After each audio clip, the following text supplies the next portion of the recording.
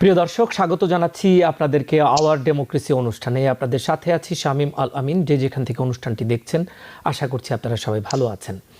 আজকের এই আয়োজনে বরাবরের মতো আমরা রাজনীতি নিয়েই মূলত কথা বলবো, তারপরও আন্তর্জাতিক সম্পর্ক, আন্তর্জাতিক পরিস্থিতি, এই বিষয়টি আমাদের আলোচনায় সবসময় গুরুত্ব পায় এবং অনুষ্ঠানটি শুরুতেও হয়তো আমরা প্যালেস্টাইন এবং ইসরায়েল প্রসঙ্গ নিয়েই কথা বলবো, গাজার পরিস্থিতি সেটি নিয়ে আমরা কথা বলবো এবং তারপরে আমরা রাজনীতির অভ্যন্তরে আমরা দেখেছি বেশ কিছু বিষয় আছে, সেগুলোতেও একটু দৃষ্টি রাখবো। আইওয়া ককাসের আগে ক্রিস ক্রিস্টি, সাবেক গভর্নর নিউ জার্সির, তার প্রেসিডেন্ট নির্বাচনের দৌড় থেকে সরে দাঁড়ানো, এটির রাজনৈতিক গুরুত্ব কতখানি। একই সাথে নিউ ইয়র্কে আর্থিক জালিয়াতি মামলায় সমাপনী যুক্তিতর্কে সাবেক প্রেসিডেন্ট ডোনাল্ড ট্রাম্প কথা বলতে পারবেন না বলে জানিয়েছেন বিচারক আর্থার এনগরন।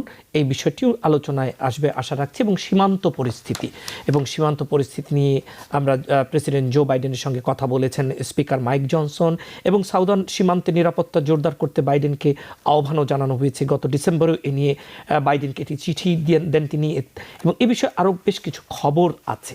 মোটামুটি আমরা এগুলো নিয়েই আলোচনা করব আজকে। এবং আমরা আমাদের সাথে অতিথিদেরকে যুক্ত করে নিচ্ছি। আছেন হাসান ফেরদৌস, আমাদের প্রিয় আলোচক, লেখক, কলামিস্ট, সাংবাদিক, সাংস্কৃতিক ব্যক্তিত্ব হাসান ফেরদৌস। স্বাগত জানাচ্ছি আপনাকে আমাদের আজকের এই আয়োজনে অংশগ্রহণ করবার জন্য। একই সাথে আমাদের সাথে আছেন শেখ আল মামুন, তিনি মামুন টিউটোরিয়ালের সিইও এবং একই সাথে হাই স্কুলের ম্যাথের শিক্ষক, আমাদের নিয়মিত আলোচক। স্বাগত জানাচ্ছি আপনাদের দুজনকে আমাদের এই অনুষ্ঠানে অংশগ্রহণ করবার জন্য। প্রথমেই আমরা একটু মধ্যপ্রাচ্য পরিস্থিতি, বিশেষ করে গাজা যে ঘটনা প্রবাহ চলছে, হামাস এবং ইসরায়েলের যুদ্ধ পরিস্থিতি, সেটির সবশেষ কী অবস্থা সেটির দিকে একটু দৃষ্টি দেই। এবং আমাদের যে সেক্রেটারি অফ স্টেট তিনি অ্যান্থনি ব্লিংকেন, তিনি বুধবার ইসরায়েল অধিকৃত পশ্চিম তীর সফরের সময় প্যালেস্টাইন রাষ্ট্র তৈরির প্রতি ওয়াশিংটনের প্রতিশ্রুতির কথা পুনর্ব্যক্ত করেছেন। তার সফরকে তিনি এর মধ্যে আরও বেশ কিছু আরব দেশ সফর করেছেন। এই জায়গাটি থেকে আমি একটু যেতে চাই হাসান ফেরদৌস আপনার কাছে। আমাদের সেক্রেটারি অফ স্টেট তিনি যে তৎপরতা চালাচ্ছেন বিষয়টিকে নিয়ন্ত্রণে আনবার জন্যে, তো এই জায়গাটিতে আপনি একটু আপনার বিশ্লেষণটি করবেন যে কোন দিকে যাচ্ছে সবশেষ পরিস্থিতি। অনেক ধন্যবাদ শামীম। মামুন ভাই, আপনাকে শুভেচ্ছা। আমেরিকার জন্য এই গাজা সংকট একটা উটকো ঝামেলা হয়ে পড়েছে। উটকো বলছি এই কারণে যে এই সময় আমেরিকা এটার প্রয়োজন ছিল না। সে এমনি ব্যস্ত ইউক্রেন নিয়ে, ডোমেস্টিক প্রবলেম নিয়ে, বাজেট নিয়ে, রিপাবলিকানদের স্যাংশনস, রিপাবলিকানদের কি বলে অভিশংসন নিয়ে, ইমপিচমেন্ট নিয়ে। তার সঙ্গে যুক্ত হয়েছে এখন গাজার যুদ্ধের কারণে প্রেসিডেন্ট বাইডেনের জনপ্রিয়তা অ্যামাং মুসলিমস অ্যান্ড আরবস এখন মাত্র 16% নেমেছে। ফলে এটা তার জন্য একটা পলিটিক্যাল ইস্যু একটা, এটা এক নম্বর। বিশ্বজুড়ে আমরা দেখেছি নিন্দা হয়েছে যে পরিমাণ ক্ষয়ক্ষতি করেছে ইসরায়েল তার বিরুদ্ধে। এবং আপনারা এও জানেন যে দক্ষিণ আফ্রিকা ইসরায়েলের বিরুদ্ধে জেনোসাইডের অভিযোগ এনে আন্তর্জাতিক কোর্ট অফ জাস্টিসে, যেটাকে আমরা বিশ্ব আদালত বলি, মামলা দায়ের করেছে, যেটা আগামী মাস থেকে শুনানি শুরু হওয়ার কথা আছে। এখন ব্লিংকেন সাহেব যেটা করার চেষ্টা করতে হচ্ছে যে একটা ফর্মুলা উদ্ভাবন করা কিভাবে এই যুদ্ধ একদিকে থামানো যায়, অন্যদিকে গাজাতে কি শাসন করবে এটা বোঝা যায়। কারণ প্রশ্ন হচ্ছে যে হামাস তো আর নেই, গাজায় তো হামাস প্রায় ধ্বংস করে ফেলেছে। হামাস অবশ্যই আছে, কারণ হামাসকে তো নির্মূল করা সম্ভবপর নয়, কিন্তু হামাসের প্রশাসনিক যে ক্যারেক্টারটা তা নষ্ট হয়ে গেছে। গাজার অর্ধেক কার্যত ধ্বংস হয়ে গেছে, প্রশাসনিক কোনো স্ট্রাকচার সেখানে নেই। প্রশাসনিক বলতে কি বোঝাচ্ছি আমি, মিউনিসিপ্যাল অ্যাক্টিভিটিস, কে পানি সরবরাহ করবে, কে বিদ্যুৎ দেবে, কে গার্বেজ কালেক্ট করবে, কে ট্যাক্স কালেক্ট করবে, কোনো অ্যারেঞ্জমেন্ট আর থাকছে না। তাহলে কে গাজায় শাসন করবে? এটা হচ্ছে ক্রুশিয়াল প্রশ্ন। আগামীকাল যদি চলে যায় ইসরায়েল সৈন্য সামর্থ্য নিয়ে, who will run Gaza? Israel বলছে তারা কোনোভাবেই হামাসকে অ্যালাউ করবে না।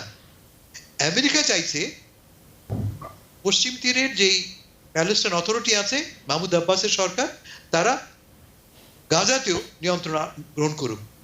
কিন্তু ইসরায়েল সমর্থন করছে না। ইসরায়েল কোনোভাবেই আমি অ্যালাউ করবো না ওয়েস্ট ব্যাংকের প্যালেস্টাইন অথরিটিকে, কেন তাদের সঙ্গে তফাৎ নেই। আমাদের নেতানিয়াহু সাহেবের কথা মতো হামাস এবং মাহমুদ আব্বাসের সরকারের মধ্যে কোনো তফাৎ নেই। ফলে কি হবে তাহলে? এই টানা হেঁচড়া চলছে। মিনওয়াইল একটা বড় ফ্যাক্টর হচ্ছে আরবরা কি করবে, স্পেশালি সৌদি আরব। তুমি যেটা বললে, ব্লিংকেন সাহেব 5 বারের মতো গেছেন মধ্যপ্রাচ্যে, দেখা করেছেন জর্ডান, মিশর, দেখা করেছেন সৌদি আরবের বাদশার সাথে। সেখানে একটা রফা হয়েছে এইরকম যে যুদ্ধ বিধ্বস্ত গাজার রিবিল্ডিং এ তারা কন্ট্রিবিউট করবে, দেশটাকে তারা নতুন করে সাহায্য করবে। Only after the war stops, থামতে হবে যুদ্ধ, এবং 2 ইসরায়েলকে প্রমিস করতে হবে, যে প্রমিস না, কাগজ কলমে দেখাতে হবে যে যে সংকটের কেন্দ্রে, এই সংকটের কেন্দ্রে যেটা প্যালেস্টিনিয়ানদের একটা রাষ্ট্রের স্বপ্ন, তা বাস্তবায়নের একটি কনক্রিট পথ দেখাতে হবে, মুখে বললে হবে না। কি কি স্টেপস তুমি নেবে এটাকে বাস্তবায়ন করার জন্য? ফলে দুটো শর্ত, হ্যাঁ ঠিক আছে আমি তোমার সাহায্য করব, কিন্তু এক, যুদ্ধ বন্ধ করতে হবে, বোমাবাজি বন্ধ করতে হবে, ত্রাণ পাঠানোর সুযোগ ব্যবস্থা করতে হবে, আর প্যালেস্টিনিয়ান রাষ্ট্র ব্যবস্থা গঠনের একটি কনক্রিট প্ল্যান আমাদেরকে দিতে হবে। এই অবস্থায় আমরা আছি। মিনওয়াইল আর একটা সমস্যা বেঁধেছে, তা হচ্ছে যে লেবাননে হিজবুল্লাহ, এই যুদ্ধ বেড়ে যেতে পারে, সম্প্রসারিত হতে পারে। ওদিকে ইয়েমেনে হুতিরা আক্রমণ করছে রেড সিতে যাতায়াতকারী জাহাজের উপর, যখন জাহাজ বিশেষ করে যাচ্ছে ইসরায়েলের দিকে। ফলে খুব শীঘ্রই দেখবে জিনিসপত্রের দাম বেড়ে যাবে, সমস্ত জিনিসপত্রের দাম বেড়ে যাবে, কারণ নেভিগেশনটা অনেক এক্সপেন্সিভ হয়ে পড়বে, ইন্স্যুরেন্স অনেক বেড়ে যাবে। এর ক্ষতি আমাদেরকে সহ্য করতে হবে। এই যে ত্রিমুখী সংকট, এই সংকটের কোনো সমাধান ইমিডিয়েট নেই। ইমিডিয়েট যেটা হতে যাচ্ছে তা হচ্ছে এই যে ইসরায়েল গাজা থেকে তাদের সৈন্যের 1/3 বা তার চেয়ে বেশি তারা সরিয়ে নিচ্ছে, এই যুক্তিতে যে এখন আর প্রয়োজন নেই, তারা যাচ্ছে লো ইন্টেন্সিটি ওয়ারে। লো ইন্টেন্সিটি মানে এখন তো সারাক্ষণ বোমা পড়ছে, এরপরে বোমা অত না পড়লেও চলবে, এই হচ্ছে আর্গুমেন্টটা। এখন একটা মজার ব্যাপার হচ্ছে যে আমেরিকা চাপ দিচ্ছে ইসরায়েলের উপরে, যুদ্ধ বন্ধ করো বা যুদ্ধটা নিয়ন্ত্রণের মধ্যে আনো এবং কথা বলা শুরু করো, how to move forward, what for the day after. On the other hand, ইসরায়েলের নেতানিয়াহু কিন্তু ধরে আছে যে তার বেঁচে থাকার একটা মাত্র পথ গাজাকে নিঃশেষ করা। কারণ আমি আগে বলেছি, আবারও বলছি যে এই যুদ্ধ থামা মাত্রই কিন্তু বিবি নেতানিয়াহু পদচ্যুত হতে বাধ্য হবেন। তার সরকার ইতিমধ্যে ক্রাইসিসে আছে, এবং যুদ্ধ যেদিন থামবে তার পরদিনই নো কনফিডেন্স ভোটে তিনি পদ হারাবেন। ফলে কমপ্লিট দুটো ফোর্সেস কাজ করছে। আমেরিকা বলছে যুদ্ধ থামাও, কথা বলা শুরু করো। ইসরায়েল বলছে যুদ্ধ থামাবো না যতক্ষণ না আমার চূড়ান্ত লক্ষ্য অর্জিত হবে। আর চূড়ান্ত লক্ষ্য তো অর্জিত হবে না, হামাসকে তো কখনোই তুমি নিঃশেষ করতে পারবে না। হামাস মানে হচ্ছে কি 2.2 মিলিয়ন লোক, ইউ ক্যান কিল এভরিবডি, তাই না? আরো ইন্টারেস্টিং, এখন মিনওয়াইল যেটা ঘটেছে, ইসরায়েল বলছে যে এই যে ইসরায়েলের একটা অংশ, সরকার মুখে বলেনি কিন্তু ইসরায়েলের মন্ত্রীরা বলছে এদেরকে বের করে দেবো আমরা। যাবে কোথায়? নেগোশিয়েট করা শুরু হয়েছে যে অন্যান্য দেশ, কানাডা, অস্ট্রেলিয়া নিয়ে যাক প্যালেস্টিনিয়ানদেরকে, আর মোস্টলি তারা চলে যাক সাইনাইতে, ইজিপ্টে চলে যাক, মরুভূমি বিস্তীর্ণ এলাকা সেখানে পড়ে আছে। ইজিপ্ট বলেছে নো ওয়ে, এবং আমেরিকা বারবার বলছে ইসরায়েলকে ডোন্ট, এই পথে তোমরা যেও না, এই পথে গেলে তুমি বিশ্বকে হারাবে। এখন এইরকম একটা জটিল অবস্থা আমরা পড়ে আছি, এর থেকে মুক্তি কিভাবে পাবো সে উত্তর আমার জানা নেই। তারপরে আমরা আপনার কাছে বারবারই এই প্রশ্নটি নিয়েই আবার ফিরবো আজকের অনুষ্ঠানেই। শেখ আল মামুন, আপনার বিশ্লেষণ জানতে চাই এবার। Well, Hassan bhai is explained very details, but again and again, the American intelligence, American military expert, previous generals, America and British there, তারা সবাই কিন্তু বলতেছে it's impossible to defeat Hamas. হামাসের যেসব যুদ্ধ, যেসব আর্ম ফোর্স ছিল, হয়তো there some of them are already dead, 50%, 60%, but it's going to come back again and again until you really main যে প্রবলেম সেটা যদি শেষ না হয়, তাই না? সেখানে টু স্টেট সলিউশনের কোনো অল্টারনেট নেই। সারা পৃথিবী বলতেছে, সারা আমেরিকার লোক এটার পক্ষে, সারা পৃথিবীর পক্ষে। So only way we could solve this now two state solution. কিন্তু এই মুহূর্তে they need to stop bombing because they killed enough people, they killed enough women and children. সেখানে কিন্তু গাজায় আর কিছুই লেফট ওভার নেই, ইজ কমপ্লিটলি ডিস্ট্রয়েড। এখন যেটা বলতেছে ডে আফটার টুমরো, সেটা নিয়ে কিন্তু বারবার কথা বলতেছিলাম, এটা হাসান ভাই খুব বলছে ভালো করেই, যে এখন যদি এইখানে গাজা ও যুদ্ধের পাশাপাশি যদি এখন হিজবুল্লাহর সঙ্গে যুদ্ধ হয়, এবং তারা যেটা প্রলং করতে পারে নেতানিয়াহু, তখন তার staying in power is going to be also prolonged.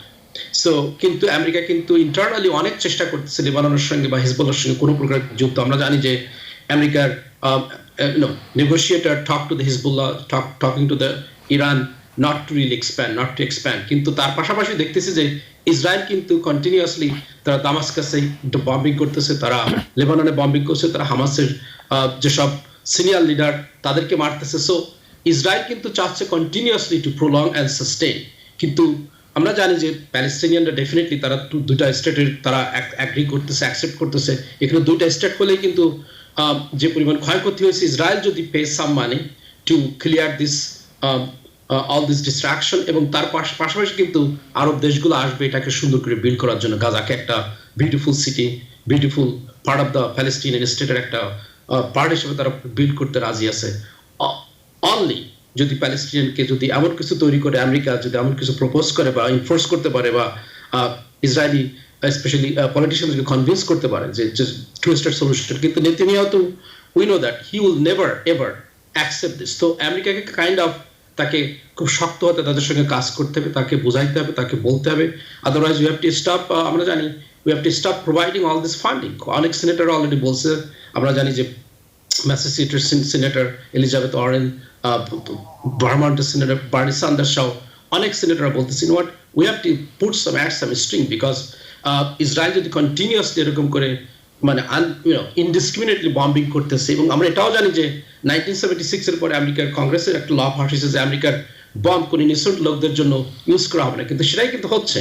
So there is a lot of things America could do strongly to stop this or stop the genocide and at the same time to have a two-state solution. আচ্ছা, আপনি যে জায়গাটিতে বলছিলেন যে দুই রাষ্ট্র বা two state সলিউশনের কথা, একজন মুখপাত্র জানিয়েছেন প্যালেস্টাইনিয়ান প্রেসিডেন্ট এবং প্যালেস্টাইনিয়ান অথরিটি পিএর প্রধান মাহমুদ আব্বাসকে আমাদের secretary of state Anthony Blinken বলেছেন যে আমেরিকার অবস্থান হলো ইসরায়েলের সঙ্গে একটি প্যালেস্টাইনিয়ান রাষ্ট্র অস্তিত্বশীল হবে এবং উভয়ই শান্তি এবং নিরাপত্তার সঙ্গে সহ অবস্থান করবে। তো দুই রাষ্ট্র যে সমাধানের কথা আপনারা দুই আলোচকই বলছিলেন, সেখানে আমেরিকার অবস্থানও তো তাহলে সেই রকমই বোঝাই যাচ্ছে।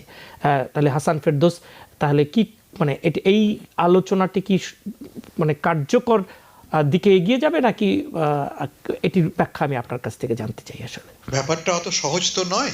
তার মূল কারণ হচ্ছে, একটা বড় কারণ হচ্ছে যে ইসরায়েল বলছে যে আমি কার সাথে কথা বলবো। আচ্ছা, আমি হামাস তো আর নেই, ফলে গাজাতে কোনো রিপ্রেজেন্টেটিভ নেই। আর মাহমুদ আব্বাস একটা দুর্নীতিযুক্ত প্রশাসনের প্রধান, এবং তিনি গত 15 বছর ধরে বসে আছেন কোনো নির্বাচন ছাড়া, যার এই মুহূর্তে সমর্থন মাত্র 16% among the Palestinians। তিনি কি করে প্যালেস্টিনিয়ানদের মুখপাত্র হন? মাহমুদ আব্বাস নিজে বলেছে যে আমি ইন্টারেস্টেড নই ইসরায়েলি ট্যাঙ্কে চড়ে গাজাতে আসতে। অন্য কথায় গাজা এবং প্যালেস্টাইনের উভয় অংশের আমি নেতা হতে পারবো না। এই যে জটিলতা এত সহজ নয়। কেন এই 70 বছর ধরে প্রবলেম সলভ হয়নি? বিকজ প্রবলেমটা খুব জটিল। কেমন এত জটিল যে আমেরিকা চেষ্টা করেনি, কম না তা নয়। আমি তোমাকে আগে বোধহয় বলেছেন আমাদের এই অনুষ্ঠানে যে খুব কাছে গিয়েছিলাম আমরা বিশেষ করে শেষ সময় জন কেরি দায়িত্ব নিয়েছিলেন। জন কেরির যে parameter, that was very close two A finish line. শেষ পর্যন্ত সেই ফিনিশ লাইন আমরা অর্জন করতে পারিনি, মূলত একটা ইস্যুতে, তা হচ্ছে রাইট টু রিটার্ন। এই যে প্রায় 3 মিলিয়ন প্যালেস্টিনিয়ান বাইরে আছে, এদের কি হবে? এই এক ইস্যুতে এর আগেও দেখেছি আমরা 2000 সালে ক্লিন্টনের সময় এই এক ইস্যুতে সিদ্ধান্ত হয়নি, কেরির সময়ও সিদ্ধান্ত হয়নি। ফলে এই জটিল প্রশ্নগুলির সমাধান না হলে কিন্তু টু স্টেট সলিউশন হবে না। কিন্তু এখন যে আমরা কি চাই, আমরা মিনওয়াইল হোয়াট উই ওয়ান্ট, আমরা চাই যে দুই স্টেট সলিউশনের প্রক্রিয়া শুরুটা হোক।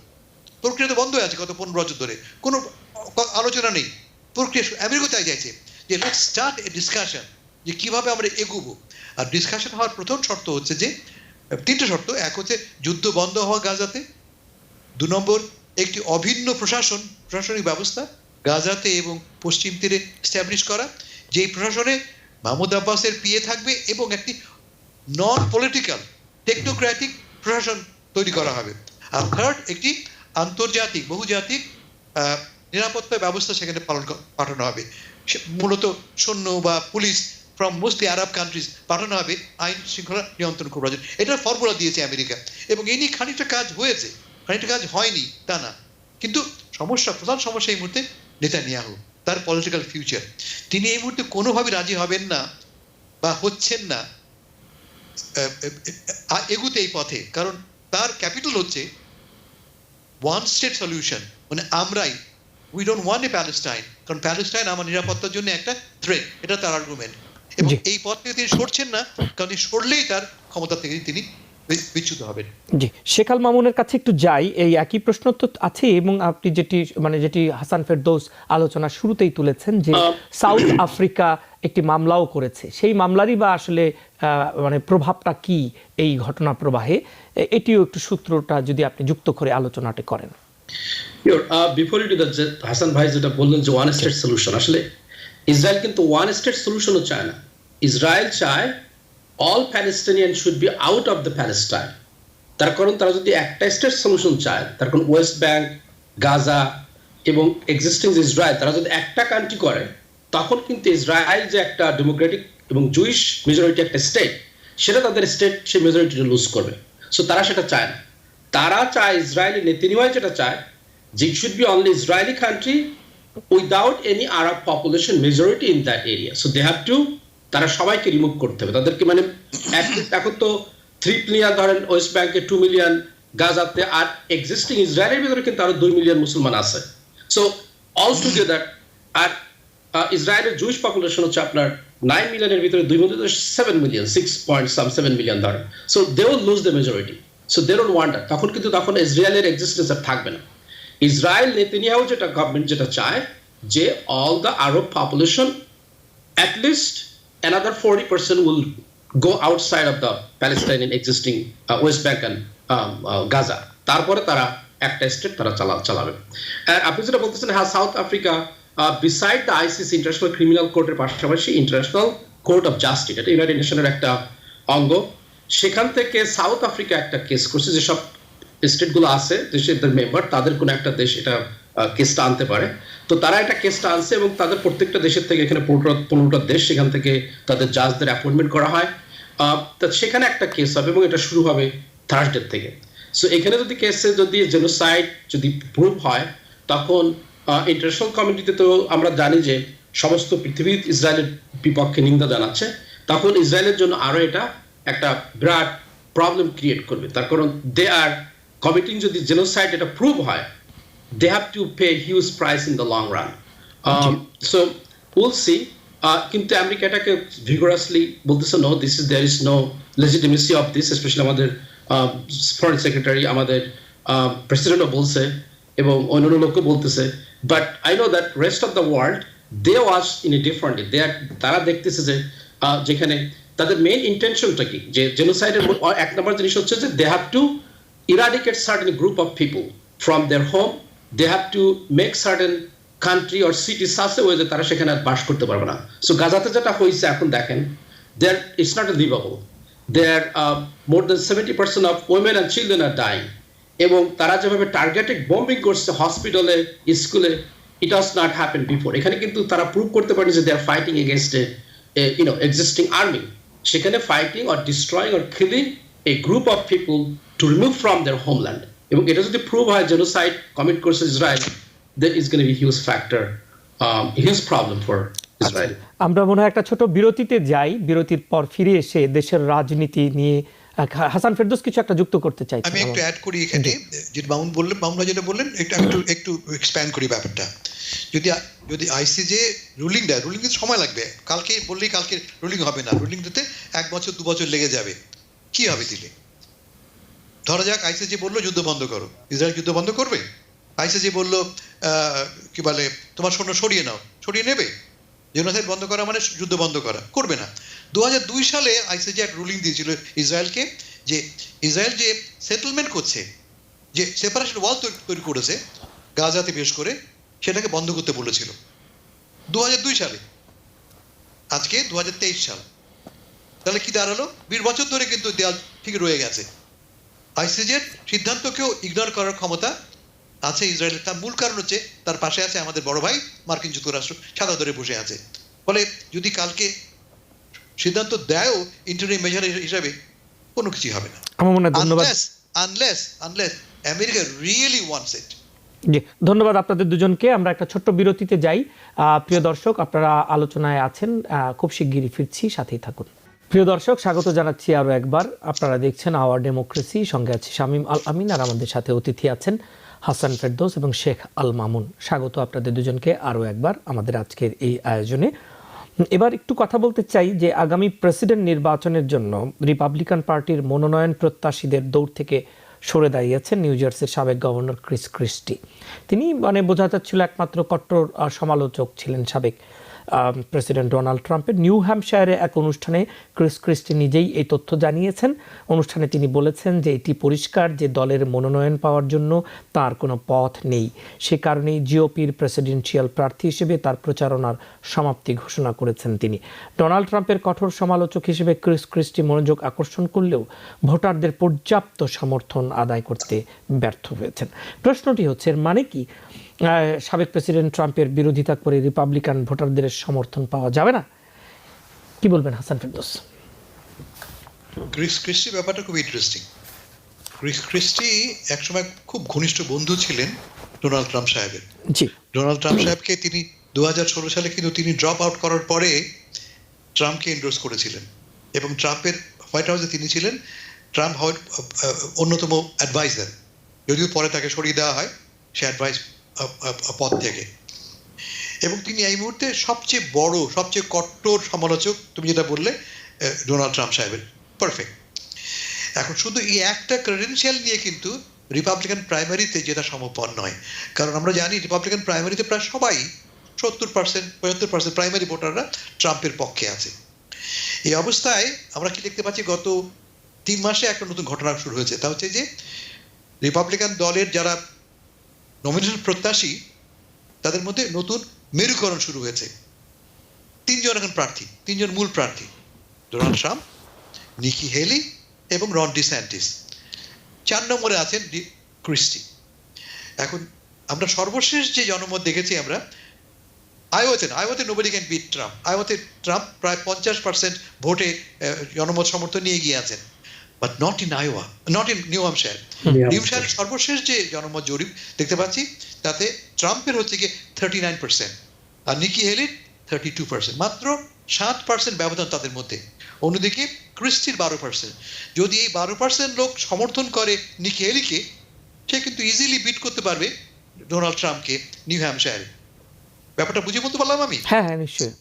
যদি নিকি হেলি এবং ক্রিস ক্রিস্টি একে অপরের সঙ্গে হাত মেলায়, যদি ক্রিস ক্রিস্টি বলে আমার ভোটাররা প্লিজ ভোট দাও নিকি হেলিকে, তাহলে কিন্তু নিউ হ্যাম্পশায়ারে খুব সম্ভাবনা আছে ট্রাম্প হেরে যাবার। যদি ট্রাম্প হেরে যান নিউ হ্যাম্পশায়ারে, পরেরটা হচ্ছে সাউথ ক্যারোলিনাতে। সাউথ ক্যারোলিনা হচ্ছে কি নিকি হেলির প্রাক্তন রাজ্য, তিনি সেখানে গভর্নর ছিলেন। She might win that too. তার মানে একটা প্রক্রিয়া শুরু হবে রিভার্স করবার প্রক্রিয়াটা। আমরা সবাই জানি যে রিপাবলিকান মেইন স্ট্রিম তারা চায় না ডোনাল্ড ট্রাম্পকে।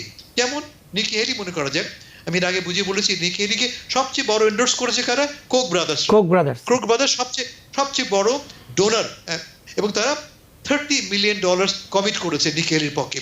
হিউজ মানি, একটা প্যাক থেকে $30 million.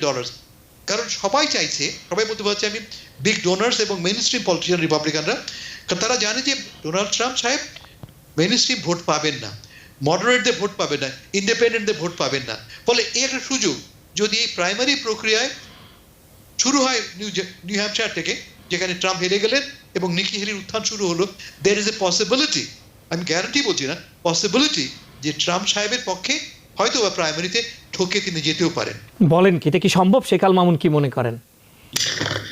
Well, look, these are very small states, but যখন সাউথ ক্যারোলিনা বা অন্যান্য বড় বড় স্টেটগুলোতে যখন আবার ইলেকশন হবে, ক্যালিফোর্নিয়া, নিউ ইয়র্ক, তাই না, eventually Trump is going to be the winner. I mean, there's a 70%, 75% base still support, but yes, it's a good start it's a win-win situation for Nikki Haley.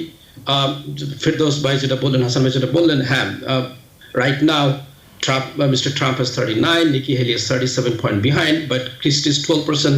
সেদিকে যদি গড়ায়, Nikki Haley দিকে, because there's 12% is going to be divided between Nikki Haley and Ron DeSantis. যেহেতু এরা more moderate Republican. So there's a high possibilities that Nikki Haley could win in New Hampshire and in South Carolina. Then after that means her flow is might stop. So let us see. But yeah, even though it looks really promising right now for a few states, but in long run, I don't think Haley could really sustain and get the nomination from the Republican Party. কিন্তু আমরা যে আইনি কিছু প্রক্রিয়া দেখতেছি শেখ আল মামুন, সেগুলো কি টিকবে শেষ পর্যন্ত? সাবেক প্রেসিডেন্টকে কি আমরা শেষ পর্যন্ত প্রার্থী হিসেবে দেখতে পাবো? আইনি জটিলতায় তিনি কি আটকে যাবেন না যাবেন না? Look, আপনি যদি সেই 14th Amendment-এর সেই থার্ড যেটাই বলেন না কেন, it's not a civil war right now in the United States, যে সেখানে he did not, to my understanding, যে এমন কিছু ক্রাইম কমিট করে না against the state, আর যেখানে তার পপুলারিটি 70+%, তাকে আপনি ব্যালট থেকে বাদ দেবেন, তখন তো অটোমেটিক্যালি আপনি আরো আমেরিকান যে একটা ডেমোক্রেটিক সিস্টেম, মানুষের যে ভোটার রাইট আছে সেটাকে আপনি তাকে ইগনোর করতেছেন, যেহেতু একটা লোকের এত পপুলারিটি আছে স্টিল তাকে বাদ দিচ্ছেন। And eventually beside that logic, যদি সুপ্রিম কোর্টে যখন কেসটা যাবে eventually, I think supreme court is gonna really stop there and বলবেন যে what Trump has right to really continue the election process and maybe he is going to be the next president, the way it looks like. Hasan Ferdous কি বলেন? তিনি next president হয়ে যাবেন? আমি এখানে সবার সামনে বলছি, আগামী প্রেসিডেন্ট ডোনাল্ড ট্রাম্প হবেন না। there is no way he can be the next president. তার অনেক কারণ আছে, আরেকদিন সময় দিয়ে আমি বুঝিয়ে বলবো। তবে যে ব্যাখ্যাটা দিলেন মামুন ভাই, আমি সেটা একটু আমি কোয়ালিফাই করি। তা হচ্ছে যে ব্যাপারটা আইনগত, ব্যাপারটা ইমোশনাল না। রিপাবলিকান ইমোশনালি বলে হতেই পারে না, ডেমোক্রেটিক ইত্যাদি ইত্যাদি। কিন্তু আপনারা যদি দেখে থাকেন কলোরাডোর সুপ্রিম কোর্টের যুক্তিটা, ওরা আইনটাকে ফলো করছে। আইন কি বলছে? যে একটা ইনসারেকশন হয়েছে, এটা তো এস্টাবলিশ ফ্যাক্ট, ইনসারেকশন হয়েছে। এবং 14th Amendment-এর 3rd ধারাতে বলা হচ্ছে যে ইনসারেকশনে জড়িত কোন অফিসার, রাষ্ট্রের কোনো প্রতিনিধি, নির্বাচিত প্রতিনিধি বা কর্মরত প্রতিনিধি তাতে অংশগ্রহণ করলে বা সমর্থন করলে তিনি আর পরবর্তীতে দাঁড়াতে পারবেন না কোনো ইলেক্টেড অফিসের জন্য। Very simple. যদি আমরা মেনে নেই ইনসারেকশন হয়েছে, না মানি অন্য কথা। কলোরাডো সুপ্রিম কোর্ট মেনেছে একটা ইনসারেকশন, একটা বিদ্রোহ হয়েছে রাষ্ট্রের বিরুদ্ধে। 2 নম্বর, ট্রাম্প ইজ এন অফিসার, তিনি 1 নম্বর অফিসার রাষ্ট্রের, তাকে বাদ দেওয়া যায় কিভাবে? তাহলে দুটো শর্তই তিনি পূরণ করেছেন বলেই কিন্তু কলোরাডো এবং মেইন এই 2 রাজ্যে তাকে বাদ দেওয়া হয়েছে। এখন সুপ্রিম কোর্ট কি দেবে? I don't know, quite likely not, কারণ সুপ্রিম কোর্টে কনজারভেটিভদের সংখ্যাধিক্য আছে, 6-3 আমরা জানি আমরা। But this is very important, এই সুপ্রিম কোর্ট কিন্তু প্রায় 60টি মামলার মতো ট্রাম্পকে কিন্তু প্রত্যাখ্যান করেছে 2020 সালের নির্বাচনের পরে। আমরা দেখেছি সারা আমেরিকায় কিন্তু বিভিন্ন কোর্টে, বিভিন্ন লেভেলের কোর্টে ট্রাম্পের আবেদন বাতিল হয়েছে একের পর এক। তার মানেটা কি? কখনো কখনো আমাদের জাস্টিসরা আইন মেনে চলেন, কখনো কখনো তারা আবেগ দিয়ে চালিত হন বটে, কিন্তু মোস্টলি আইন মেনে চলেন, আইনটিকে তারা সবার উপর আস্থান দেন। তাই যদি তারা দেন, তাহলে কিন্তু ট্রাম্পের পক্ষে জেল জুলুম মাপ পাওয়া কঠিন হবে, নির্বাচনে ব্যালটে তার নাম রাখা কঠিন হবে, এবং তার যে demand immunity, he will not get that. আমি এখান থেকে আজকে কয় তারিখ? আজকে 10 তারিখ। আমি বললাম জানুয়ারি 10 তারিখে বললেন আপনি, বললাম ডোনাল্ড ট্রাম্প সাহেব নির্বাচিত হবেন না। ঠিক আছে, আমরা তাহলে নভেম্বর, যে কেসগুলো খারিজ হয়েছে ইলেকশনের পরে, দোস কেসে বলছে যে মেশিনগুলো রং ক্যালকুলেট করছে, এটা রাইট করেনি, বা এখানে মৃত্যু লোকগুলো ভোট দিয়ে গেছে, এই কেসগুলো খারিজ করছে। কিন্তু এই যে কেসটা হচ্ছে, it's very very extremely important case, যে তাকে যদি ডিসকোয়ালিফাই করতে হয় বা তার যে ইমিউনিটিটা আছে as a president to say something, two do something, is a huge case. এটার সঙ্গে আমাদের প্রিভিয়াস যে কেসগুলোকে খারিজ করছে supreme court, I think they are not same weight, not parallel. আচ্ছা, জি ধন্যবাদ। আমরা একটু সীমান্ত পরিস্থিতি নিয়ে আলোচনা করে শেষ করব আজকে। সীমান্ত নিরাপত্তা নিয়ে প্রেসিডেন্ট জো বাইডেনের সাথে কথা বলেছেন স্পিকার মাইক জনসন। এ সময় সাউদার্ন সীমান্তের নিরাপত্তা জোরদার করতে বাইডেনকে আহ্বান জানিয়েছেন স্পিকার। গত ডিসেম্বরে ওই বিষয়ে নিয়ে বাইডেনকে একটি চিঠি দেন তিনি। এতে কাস্টমস ও সীমান্ত নিরাপত্তা বাড়ানো ও আদালতে যাওয়ার নির্দিষ্ট তারিখ ব্যতীত শরণার্থীদের দেশে ঢুকতে না দেওয়ার জন্য প্রেসিডেন্টকে অনুরোধ করেছিলেন। এদিকে হাউজে সীমান্ত নীতি জোরদার না করলে 2রা ফেব্রুয়ারি সরকার অচল করে দেওয়ার কথা বলেছেন রিপাবলিকানরা। এমন অচল অবস্থা ঠেকাতে 19 জানুয়ারির মধ্যে সীমান্ত নিরাপত্তা জোরদার করে নতুন বিল পাশ করতে বলেছেন তারা। আপনি কি মনে করেন হাসান ফেরদৌস বাইডেন প্রশাসনকে এই জায়গাতে মানে কিভাবে এটা মোকাবেলা করবে এবং এই পরিস্থিতিতে আপনার চোখে কিভাবে আপনি বিশ্লেষণ করবেন? সমস্যাটা যতটা বাইডেনের তার চেয়ে বেশি সমস্যা কিন্তু রিপাবলিকানদের। আপনারা জানেন ইতিমধ্যে রিপাবলিকান নিয়ন্ত্রিত কংগ্রেস ডেমোক্রেটের সমর্থনে একটি বাজেট প্রস্তাব পাশ করেছে, কিন্তু $1.8 ট্রিলিয়ন একটি বাজেট তারা পাশ করেছে। এবং তাতে ইন্টারেস্টিংলি শর্ত সাপেক্ষে ইমিগ্রেশনের ইস্যুগুলিও সেখানে এসছে। এখন গতকাল এবং আজকের যে ঘটনা হচ্ছে যে রিপাবলিকানদের ভেতরে যারা কট্টর তারা এই চুক্তির বিরুদ্ধে বিদ্রোহ করেছে। তারা বলছে মানি না, চুক্তি পাশ হয়ে গেছে, মানে কোর্টে মানে কংগ্রেসে কিন্তু ভোট হয়েছে। কংগ্রেসের ভোটটা ছিল 333-336 পক্ষে 95 বিপক্ষে, মোস্টলি ডেমোক্রেটিক ভোটস পক্ষে, ডেমোক্রেটিক এবং কিছু রিপাবলিকান নিয়ে 336 রয়েছে, 95 রিপাবলিকান বিপক্ষে। এখন সবচেয়ে কট্টর যারা ফ্রিডম ককাস যেটা আছে বা অন্যান্য যে নতুন নতুন অতি অতি অতি ডানপন্থী, তারা বলছে যে না, আমরা এই প্রস্তাব মানি না। এবং এটা সবচেয়ে বিব্রতকর কার জন্যে? আমাদের স্পিকার জনসন সাহেবের জন্যে। মিনওয়াইল বাইডেন সাহেবও কিন্তু খুব বিপদে আছেন। একটা চুক্তি তার করতেই হবে ইমিগ্রেশন নিয়ে, কারণ আগামী নির্বাচনে প্রধান ইস্যু হবে কিন্তু অলমোস্ট গ্যারান্টিড অ্যাবর্শন নয়, থ্রেট টু ডেমোক্রেসি নয়, বাট ইমিগ্রেশন। এবং যদি বাইডেন না দেখাতে পারে যে তিনি কিছু কাজ করছেন ইমিগ্রেশন নিয়ে, এই যে রোজে আমরা দেখছি খবরের কাগজে, টেলিভিশনের পর্দায় হাজার হাজার লোক ছুটে আসছে দক্ষিণ সীমান্ত দিয়ে, যদি বন্ধ না করতে পারি আমরা, এটা কিন্তু খুব কঠিন একটা চ্যালেঞ্জের মুখে পড়বে বাইডেন অ্যাডমিনিস্ট্রেশন। ফলে তারা পথ খুঁজছে একটা কিভাবে সমাধান করা যায়। আপনারা জানেন যে ইতিমধ্যে গত 2 সপ্তাহ আগে আমাদের 3 সেক্রেটারি কথা বলে এসেছেন মেক্সিকোর সাথে, যে মেক্সিকো এদেরকে এখান থেকে বের করা, ইউ স্টপ দেম দেয়ার, তোমাদেরকে আরো অ্যাক্টিভ। কিন্তু মেক্সিকো কি বলে জানেন? মেক্সিকো বলেছে আমাকে $20 বিলিয়ন দিতে হবে, আর আমাকে আরো $10 বিলিয়ন দিতে হবে বর্ডার নিরাপত্তার জন্য। মানে মেক্সিকো চেষ্টা করছে এটার দিকে কিছু প্রফিট আনবার জন্য। ফলে ব্যাপারটা খুব ডাইসি অবস্থায় আছে। সব পক্ষই চাইছে এক সমাধান, কিন্তু সমাধানটা কি হবে কেউ নোবডি নোজ। এটা নিয়ে কি বলবেন Sheikh Al Mamun?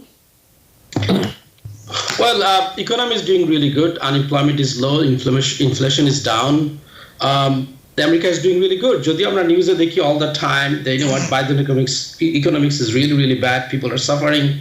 But apni jodi really dekhen, Biden administration did really good. For a lot of good things. The gas price is down. So, but apni jodi Fox News dekhen, it's like almost 40% of the United States viewers are Fox. Not CNN, not MSNBC. এবং তারা কিন্তু very solid, এবং তারা কিন্তু immigration. তার কারণ beside that, আমরা this is New York State is a democratic state, California, এখানেও কিন্তু আমাদের প্রবলেম হচ্ছে। Look at the New York City. A lot of people are গতকালকে তারা রুজভেল্ট হোটেল থেকে তাদের অনেক লোকদেরকে বের করে দেওয়া হয়েছে। They're on the street. It's so cold, rainy. It's really bad. So it's also hurting our livelihood, and we are facing in New York City. So it's not only southern border in Texas, in California, Arizona. It's not only those southern states. It also মানে এটা আমাদের এখানেও কিন্তু এখন হচ্ছে, আমরা দেখতে পাচ্ছি নিউ ইয়র্ক, নিউ জার্সি, তারা বাস আফটার বাস লোড করতেছে, শিকাগো, অল দোজ, এগুলো হচ্ছে সব ডেমোক্রেটিক স্টেট। কিন্তু সেখানে কিন্তু আমরা problem. So no matter what, we have to do something, but what can you do? We cannot really, only option is what? We cannot put the borders. That's against the international law. So we have to really work with the Mexico, you have to work with the Central, South American, Central American, যেসব কান্ট্রিগুলো, তাদের সঙ্গে কাজ করতে হবে। এবং we really, Mexico যেটা বলছে 20 billion 10 billion যেসব নাম্বারগুলো বলছে, হাসান ভাই বলতেছিল, we have to really work with those countries. আমরা জানি Ecuador, yesterday, last night, the gang took over their national television. So we have to really focus not on the Middle East. This is our neighbors. We have to really take care of them, but not coming after our home like this. The way তারা হাজার হাজার লোক আসতেছে, তারপর we know it's okay that we need the immigrant too. We need at least 1 million immigrant, but it has to be in a legal way. Certainly যাতে কোনো burden না হয় আমাদের সোসাইটির জন্য। যদি একটা legal process-এ তারা আসে, they could find a job, they could find the housings, so on. কিন্তু right now we have to do something. We really, otherwise আমরা জানি Hispanic American is a big percentage for the Democratic voter. Almost 65 was the voter for the of the registered Democrat are Hispanic. কিন্তু সেখানে যদি আমরা খুবই strict হই, তাদেরকে ধরে ধরে পাঠাই, then we also losing some ground as a Democratic Party.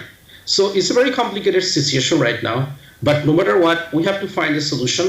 And at the same time, আমরা জানি Republican Party তো বলতেছে যে if we do not do something for the immigration, then we're not going to give the money to Israel, we're not giving the money to the Ukraine.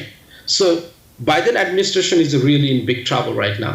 They have to find a solution. আর কিছু যদি যুক্ত করার না থাকে তাহলে আমরা আজকে সময় একেবারে শেষ, এই জায়গাটিতে থামবো। এটা এত একটা বড় বিষয়, হয়তোবা আসলে আমাদের এই ইমিগ্রেশনের বিষয়টি নিয়েই একটা দীর্ঘ এবং পুরো প্রোগ্রাম করতে হবে খুব দ্রুতই।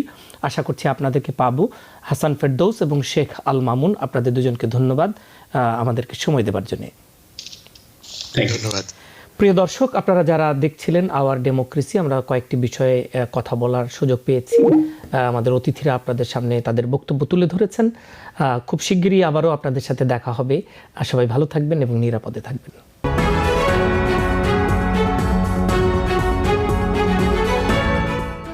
TBN 24 টেলিভিশন দেখতে আজই কল করুন 7187776556। লগ ইন করুন www.totalcablebd.com। নিউ ইয়র্ক থেকে সম্প্রচারিত TBN 24 টেলিভিশন বিশ্বজুড়ে বাঙালির কণ্ঠস্বর।